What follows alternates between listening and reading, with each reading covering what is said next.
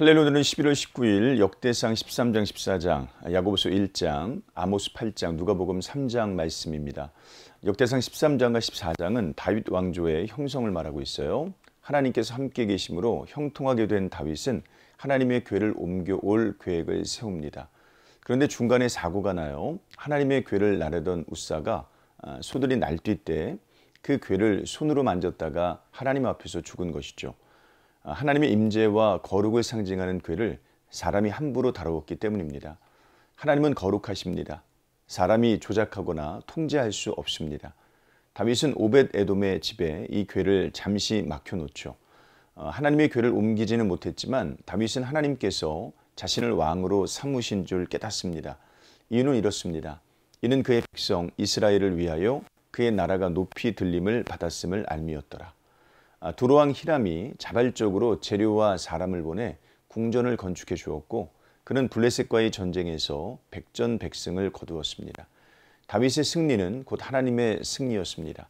다윗의 명성이 온 세상에 퍼졌고 여호와께서 모든 이방 민족으로 그를 두려워하게 하셨더라. 하나님께서 함께 계시면 복을 얻고 형통함을 얻습니다. 하나님과 함께하면 승리를 얻고 평안을 얻습니다. 본문은 하나님의 백성이 어떻게 살아야 되는지를 가르치고 있어요. 거룩하신 하나님을 사랑하고 그분과 함께 있기를 소망하십시오. 하나님께서 우리 삶을 책임져 주실 것입니다. 야고보서 1장은 시험을 이기고 말씀을 행하라는 권면이에요. 복음 안에 거하는 사람들은 복음에 합당한 삶을 살아야 됩니다. 하나님과 함께 있고자 하는 사람은 하나님의 뜻에 맞게 살아야 되죠. 야고보는 믿음은 삶의 열매를 내놓는다는 진리를 강조합니다. 때때로 찾아오는 시험 앞에서 우리는 믿음을 더욱 단련해야 됩니다. 그것이 시험의 목적이기 때문에 그래요. 너희 믿음의 시련이 인내를 만들어내는 줄 너희가 알미라. 시험을 참는 자에게는 복이 있습니다. 또한 믿음에 걸맞은 행동을 해야 되죠. 말씀을 듣기만 하고 행하지 않으면 자신을 속이는 자가 되는 것입니다. 경고는 생각이나 감정에 머물러 있지 않고 구체적인 행동으로 드러나죠.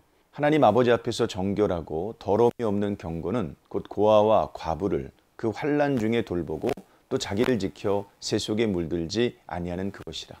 아모스 8장은 여름 과일 한 광주리 한 상입니다. 여름 과일은 보관할 수 없습니다. 빨리 먹지 않으면 상해요. 마치 그런 것처럼 종말이 임박했음을 뜻합니다.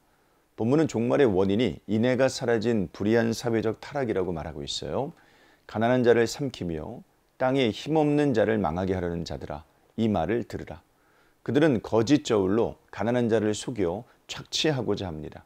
하나님은 이 악한 행위를 가만히 지켜보지 않으십니다. 기근을 보내실 것입니다. 하나님의 말씀이 없는 기근이죠. 종교적인 타락과 사회적인 타락은 서로 연결되어 있습니다. 하나님을 사랑하지 않는 자는 이웃도 사랑하지 않습니다. 가난하고 약한 자들을 무시하고 학대하는 자가 하나님 앞에서 신실할 수 없습니다. 하나님 아버지 앞에서 정결하고 더러움이 없는 경고는 고아와 과부를 돌보는 것을 포함합니다. 누가복음 3장에는 예수님의 족보가 나와요. 전반부에는 세례 요한의 사역이 나옵니다. 본문은 정치 지도자, 종교 지도자를 쭉 나열한 후에 하나님의 말씀이 세례 요한에게 임했다고 말하고 있어요. 세례 요한은 요단강 근처에서 회개의 세례를 전파합니다. 세례 요한은 예수 그리스도께서 가실 길을 준비하죠.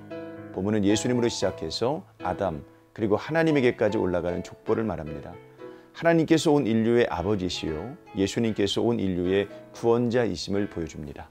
오늘 하루도 이런 삶 사시길 주님으로 축원합니다. 고맙습니다.